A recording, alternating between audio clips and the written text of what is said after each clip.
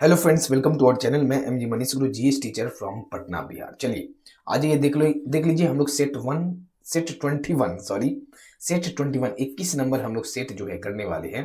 25 question, 25 marks का, 1400 plus question का, सामान्य विज्ञान का। ठीक है, और ये कहाँ पे है? तो ये हमारा ही बुक है। इसके अंदर आपका टोटल आपका 1400 प्लस क्वेश्चन का सेट टोटल आपका इसमें 50 है। और हम लोग करने वाले हैं आज सेट नंबर 21 जो है हम लोग करने वाले हैं। इसका आपका कंप्लीट पीडीएफ मिल जाएगा। इस नंबर पे आप व्हाट्सअप कीजिए, आप बिल्कुल फ्री में इसका पीडीएफ ले लीजिए। हमारे बारे में सबसे पहले आप लोग जान लीजिए आपको क्या करना है। तो मनीष कुमार रॉय का नाम से सर्च करके आपको फॉलो कर लेना है। हम एक अनअकैडमी पे एडुकेटर है, वहाँ पे पढ़ाते हैं। और ऑल गोल में आपको SSC exam non technical, SSC exam non technical को आपको जो है सेलेक्ट करना है। ठीक है, तभी जो है आप हमें वहाँ पे फॉलो कर पाइएगा।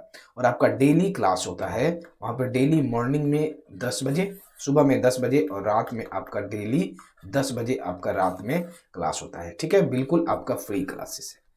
और देखिए, किसी भी सब्सक्रिप्शन के लिए अनअकैडमी का मैक्सिमम डिस्काउंट के लिए बस आपको कोड लगाना है।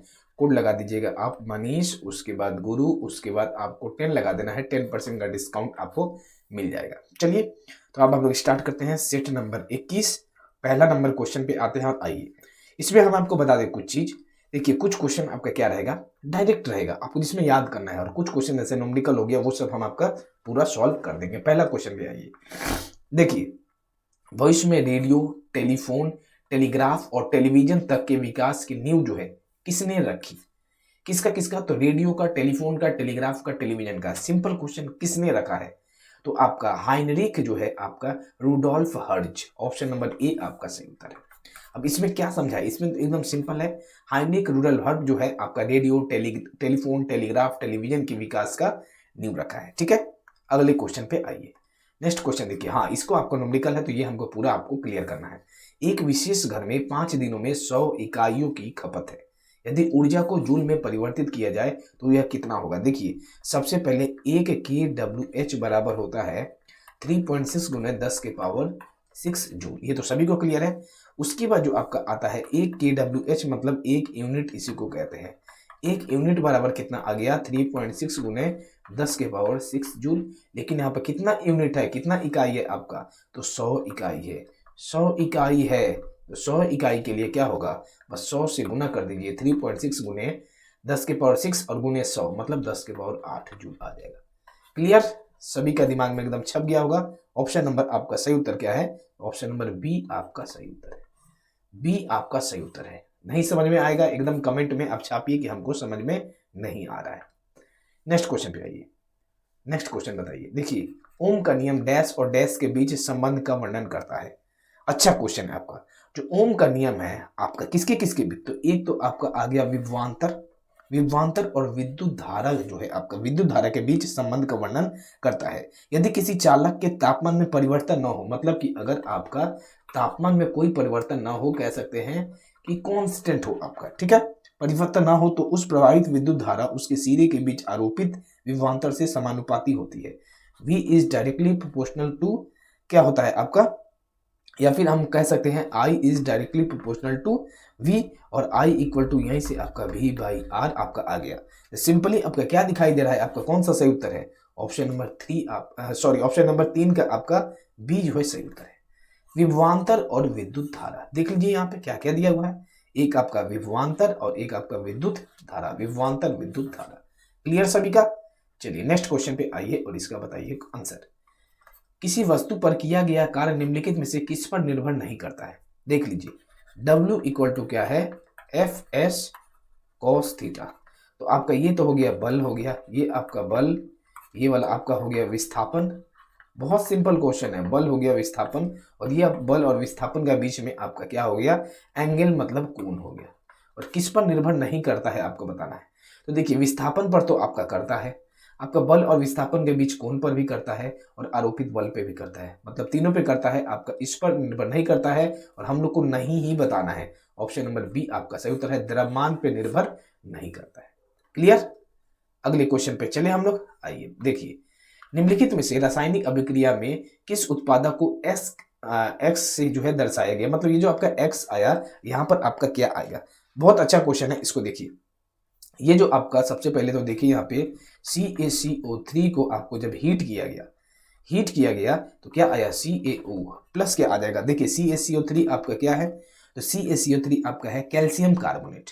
ये आपका क्या है, ये आपका कैल्शियम कार्बोनेट को जब गर्म करने पर क्या निकलता है, तो आपका कार्बन डाइऑक्साइड गैस जो है मुक्त होती है CO2। कार्बन डाइऑक्साइड जो गैस आपका मुक्त होता है। तो सही उत्तर क्या आ जाएगा 5 का, ऑप्शन नंबर बी आपका सही उत्तर है। एकदम धीरे धीरे प्यार से समझिएगा और सभी का डाउट पूरा क्लियर हो जाएगा। ठीक है, कार्बन डाइऑक्साइड मुक्त हो जाएगा। चलिए नेक्स्ट क्वेश्चन देखिए। एक कूली जमीन से 11 kg का जो है सामान उठाता है और जमीन से 1.5 मीटर ऊपर अपने सिर पर रखता है, तो कूली द्वारा सामान पर कुल कितना काम किया गया। कूली द्वारा, देखिए ये भी आपका सिंपल आपका है, कूली द्वारा सामान पर कितना काम जो है किया गया। मतलब इसका सिंपल ही बात है कि इसमें स्थितिज ऊर्जा वाला बात आ जाएगा। स्थितिज ऊर्जा वाला बात आ जाएगा। क्या होता है फॉर्मूला, mgh। m आपका कितना दिया गया है, देखिए m आपका दिया है 11 kg। एक एक चीज को समझिएगा, बहुत सिंपल है, बस समझने का हेर फेर है।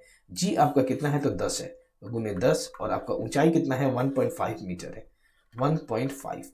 सॉल्व कर दीजिए, सॉल्व कीजिए। देखिए 1.5 मतलब 15/10, 10 10 कट गया, 15 गुने 11। आराम से इसको सॉल्व कीजिए, 15 गुने 11 आपका कितना आ जाएगा, तो 165 जूल आपका आंसर आ गया। कौन सा सही उत्तर है आपका, ऑप्शन नंबर बी आपका सही उत्तर है, 165 जूल आपका आंसर आ गया। क्लियर, सभी का क्लियर होगा। अगले क्वेश्चन पे आइए। देखिए किसी वस्तु पर द्रव्यमान आपका 20 kg है और पृथ्वी पर इसका वजन क्या होगा। बहुत सिंपल क्वेश्चन है। वजन के लिए m गुने g होता है, यही होता है ना भार के लिए। तो m आपका दिया है 20 और g आपका है 10। इससे सिंपल क्वेश्चन क्या आएगा, 200। और हमेशा आपका भार का यूनिट क्या होता है, न्यूटन।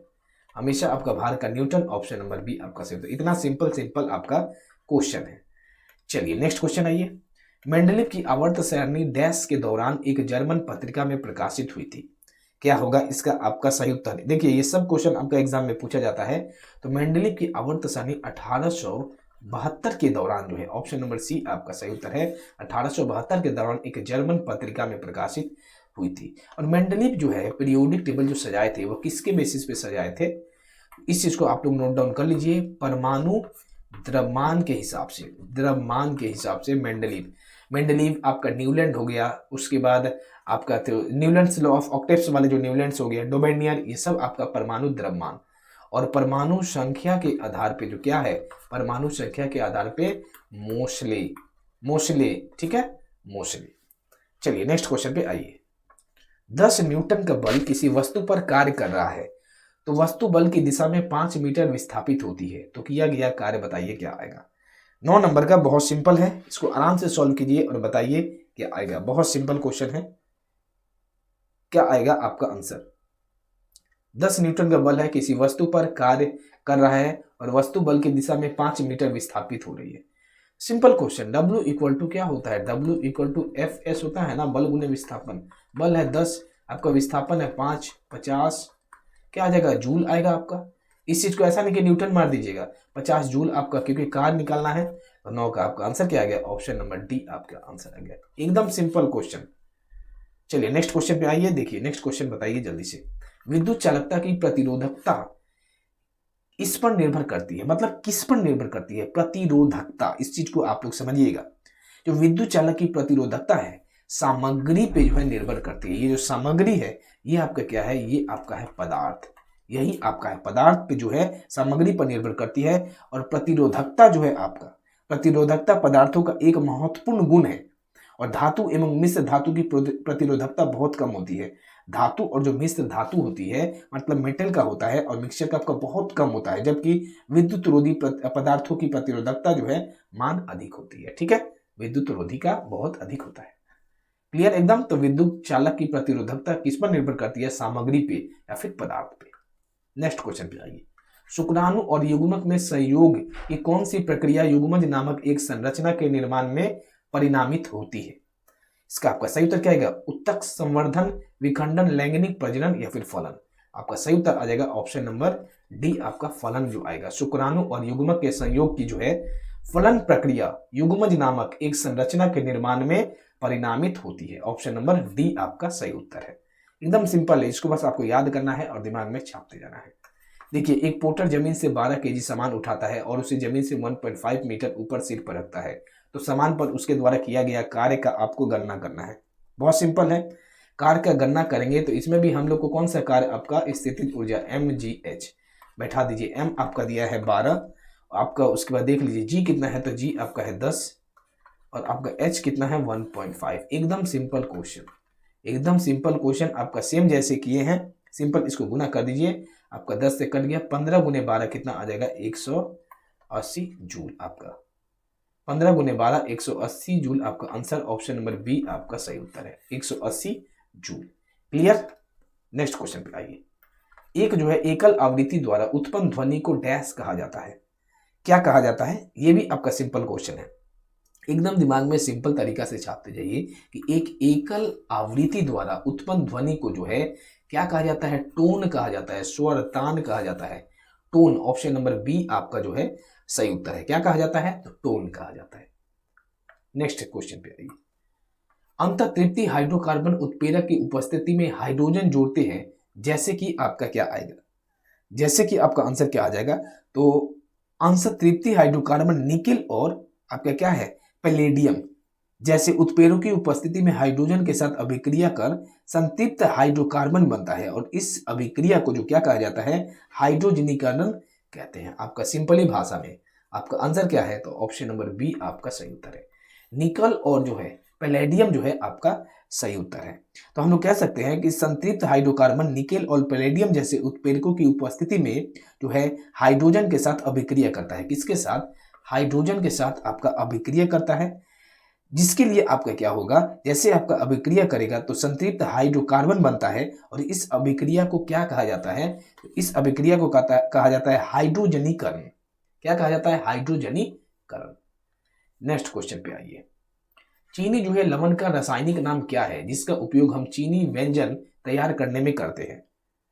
तो आपका क्या है? चीनी लवण का रासायनिक नाम क्या है? मोनोसोडियम क्या है आपका? ग्लूटामेट। आपका सही उत्तर ऑप्शन नंबर ए आपका सही उत्तर है। मोनोसोडियम ग्लूटामेट जो आएगा आपका सही उत्तर आएगा और इसका उपयोग चीनी युक्त व्यंजन तैयार करने में होता है। इसका उपयोग जो है मोनोसोडियम ग्लूटामेट, इसका उपयोग चीनी व्यंजन को है तैयार करने में होता है। ठीक है, एकदम सिंपल क्वेश्चन है सभी। चलिए अगले क्वेश्चन पे आइए। नेक्स्ट क्वेश्चन देखिए, क्वेश्चन क्या है आपका कि डाल्टन का जो है सिद्धांत इस नियम पर आधारित रहता है। मतलब किस नियम पर डाल्टन का जो सिद्धांत है वो आपका आधारित रहता है? तो इसका आपका सही उत्तर क्या आ जाएगा? डाल्टन का सिद्धांत रासायनिक संयोजन पर आधारित है। किस पे? रासायनिक संयोजन। ऑप्शन नंबर सी आपका सही उत्तर है। रासायनिक संयोजन पर क्या है आपका? आधारित है। नेक्स्ट क्वेश्चन पे आइए। देखिए, मेंडलीव की आवर्त सारणी में तालिका निकल के पहले दिखाई देती है, क्या आपका दिखाई देगा? बताइए जल्दी से। 17 नंबर का मेंडलीव की आवर्त सारणी में कोबाल्ट निकल से पहले जो है दिखाई देता है। अच्छा, मेंडलीव की आवर्त सारणी में जो है तालिका, अच्छा निकल यह है आपका। देखिए तो चलिए जरा से हम लोग देखते हैं क्या है। कोबाल्ट, ऑप्शन नंबर सी आपका सही उत्तर आएगा। ठीक है, कोबाल्ट आपका निकल से पहले आपका दिखाई देता है। देखिए यहाँ पे आपका है कोबाल्ट, कोबाल्ट यहाँ पे है आपका और निकल आपका यहाँ पे है, तो ये आपका क्या है? पहले है। वही चीज इसमें बोला गया है, कोबाल्ट जो है निकल से पहले दिखाई देता है।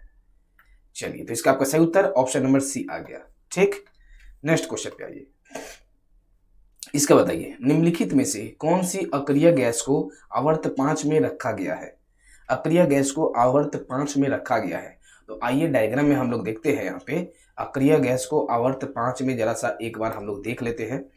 आवर्त 5 में कौन सा है आपका? देखिए तो आपका पहला आवर्त, दूसरा, तीसरा, चौथा, पांचवा, ये वाला आपका पांचवा सीधा आपका यहाँ पे अक्रिय गैस में, तो जेनन आपका आ जाएगा पांचवा में। क्या है? तो जेनन है। ठीक है, ये आपका पूरा अक्रिय गैस है, सभी को तो ये पता है। 18th ग्रुप आपका अक्रिय गैस है, तो जेनन आपका आंसर आ गया। कौन सा सही उत्तर है? ऑप्शन नंबर आपका सही उत्तर क्या है? 18 नंबर का है ना, तो आपका सही उत्तर आएगा ऑप्शन नंबर डी। इसको अभी हम लोग देख भी लिए डायग्राम पे कहाँ है, तो जेनन आपका सही उत्तर है। चलिए नेक्स्ट क्वेश्चन पे आइए। इसका देखिए, फेरस सल्फेट जो है क्रिस्टल का रासायनिक सूत्र डैश है, क्या है आपका? Ferrous sulphate crystal, ferrous sulphate crystal का रासायनिक सूत्र क्या है? 19 नंबर का बताइए। 19 का लीजिए पोल जल्दी से और बताइए। पोल यहाँ पे कैसे देंगे वो तो अनेक नेम पे देते हैं। 19 का आपका आंसर क्या आ जाएगा? तो आपका बहुत सिंपल उत्तर है कि फेरस सल्फेट क्रिस्टल का जो आपका रासायनिक सूत्र क्या है, तो इसको आप लोग दिमाग में छाप लीजिए, FeSO4 FeSO4 dot 7H2O 7H2O। Option number आपका डी जो है सही उत्तर है। ऑप्शन नंबर डी आपका जो है सही उत्तर है। ठीक है, और इसे क्या कहा जाता है, इसे हरा कशिश या ग्रीन विट्रल भी कहा जाता है। एक तो आपको इसी को कहा जाता है हरा कशिश इसी को कहा जाता है, या फिर देखिए ये सब आपको एग्जाम में भी मिलेगा, ग्रीन विट्रल जो है इसी को कहा जाता है। ठीक है, अगले क्वेश्चन पे आइए। वह विकल्प चुने जो संवहनी तंत्र के संदर्भ में सत्य नहीं है। इसके तत्व में मानव आरबीसी का जीवन काल 115 से 120 होता है, तो यह तो आपका एकदम सही है। ठीक है, अगला ऑप्शन देखिए, यह शरीर के वजन का लगभग 7 से 8% होता है, ये भी सही है। रक्त को सामान्यतः जीवन धारा कहा जाता है, ये भी सही है। रक्त कम दाब पर उनमें झटके से तेजी से बहता है, ये आपका गलत है, ये आपका गलत है। आपका सही उत्तर आ जाएगा, हमको क्या बताना है, गलत बताना है। ऑप्शन नंबर डी आपका सही उत्तर है। नेक्स्ट क्वेश्चन पे आइए, इसका देखिए क्या दिया, इसका एरियोलर उत्तक अंगों के डैश स्थान भरता है, डैश अंगों को सहारा देता है और उत्तकों की जो है मरम्मत करता है। क्या आएगा आपका आंसर? जो एरियोलर उत्तक जो है अंगों के अंदर के स्थान को भरता है ताकि आंतरिक अंगों को सहारा देता है और उत्तकों को मरम्मत करता है। आपका सही उत्तर ऑप्शन नंबर आपका आ जाएगा ए। ऑप्शन नंबर ए आपका अंदर के और आंतरिक। एरियोलर उत्तक जो है अंगों के अंदर के स्थान को, यहाँ पर आपका आ जाएगा अंदर के स्थान भरता है, जिससे आंतरिक अंगों को सहारा देता है और उत्तकों की मरम्मत करता है। नेक्स्ट क्वेश्चन पे आइए, इसका देखिए, निम्न में से किसकी बीमा जो है रैखिक संवेग की बीमा के समान होती है? रैखिक संवेग की बीमा के समान होती है, बताइए। 22 नंबर का आंसर आपका सही उत्तर क्या आ जाएगा? ऑप्शन नंबर सी, आवेग जो आएगा आपका सही उत्तर आएगा। क्या आएगा आपका? आवेग जो आएगा आपका सही उत्तर आएगा। ठीक है, किसकी बीमा रैखिक संवेग के समान होती है? संवेग बराबर क्या होता है, मतलब मोमेंटम बराबर क्या होता है, तो मोमेंटम बराबर मास गुने वेलोसिटी, और आवेग इम्पल्स का क्या होता है, इम्पल्स का आपका क्या होगा, इम्पल्स बराबर न्यूटन गुने विस्थापन, मतलब न्यूटन मीटर। तो क्या आएगा इसका आपका बीमा, लेकिन जो आएगा आपका दोनों का समान आएगा। अगला क्वेश्चन देखिए, बल क्या है आपका? बहुत सिंपल क्वेश्चन एकदम।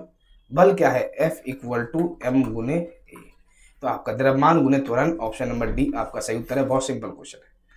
नेक्स्ट क्वेश्चन पे आइए, देखिए, डैश समूह के पौधों को सामान्यतः शैवाल कहा जाता है। क्या होगा आपका? 24 का बताइए आंसर।